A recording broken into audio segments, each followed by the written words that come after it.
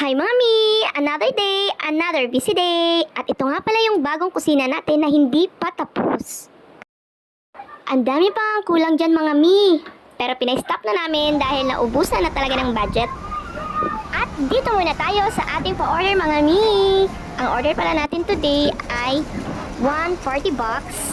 At ang nakalagay sa 40 box ay 1 baked macaroni, fried chicken, lumpia, at pansit bihon.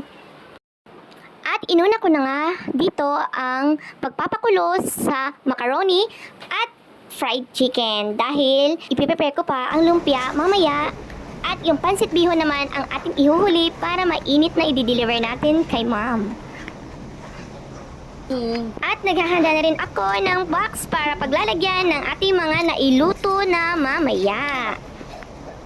Sa Shopee lang din naman ako bumibili mga mi ng mga lalagyan tulad ng mga tray, bilao, at yung party box. Dahil wala dito sa amin dahil probinsya kaya kailangan talaga mag-order ka agad kay Shopee para hindi maubusan. Sa mga tray at bilao, meron naman benta dito. Yun nga lang, medyo pricey siya. At kung talaga naubusan na talaga ako at hindi pa dumating yung order ko sa Shopee, dun ako bumibili. Yun nga lang, medyo pricey. Kaya naman, kailangan talaga sa Shopee kami o-order para naman makatipid-tipid.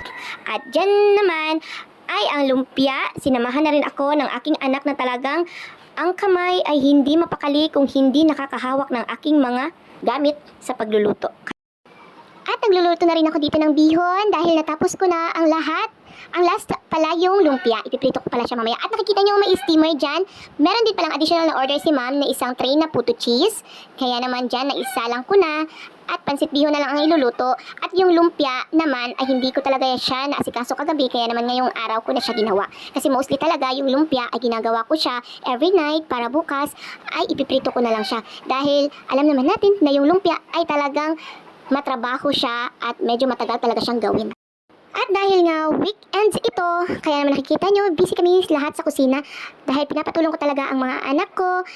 Kung kaya naman namin yung order, hindi kami nagtatawag ng kasama sa kusina para kami na lang ang magtutulong-tulungan dito sa loob. At ito na yung ating no-bake macaroni.